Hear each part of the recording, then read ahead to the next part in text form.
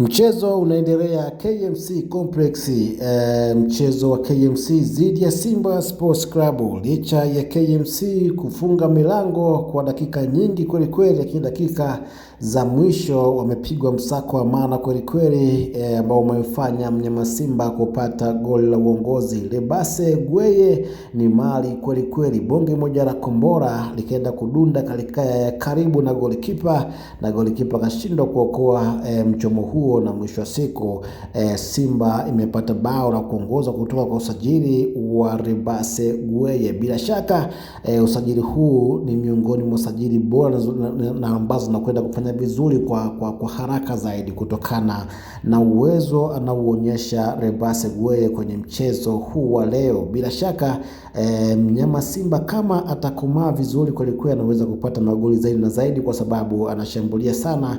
Umekosekana tutulivu hapo mbele kwa sababu pia KMC wanalinda sana, wako nyuma, wameamua kupaki basi ili mnyama asipate goli. Lakini kipindi cha kwanza kabla kijamalizika, mnyama kapata goli la uongozi dhidi ya KMC wakiwa ugenini uwanja wa KMC Complex. Bila shaka mnyama Simba anaweza kaondoka na alama 3 muhimu kutokana na namna alivyoshika mchezo. Kila mmoja anawajibika kivyake, na ubora mkubwa kweli kweli wachezaji wote katika mchezo wa leo, mchezo ambao unakwenda kurudisha furaha kwa wana Simba baada ya kutofanya vizuri katika michuano ya CAF Champions League. Hatimaye sasa wanakwenda kupambana na NBC Premier League, na mchezo wao wa kwanza baada ya kutolewa kwenye michuano ya klabu bingwa barani Afrika ni huu hapa, na ndio mchezo ambao mpaka wakati huu wameanza na uongozi wa kipindi cha kwanza wa goli 1-0, goli ambao limefungwa na Lebase Gweye, usajili wa maana kabisa huu. Naam, nikukumbushe mwanafamilia,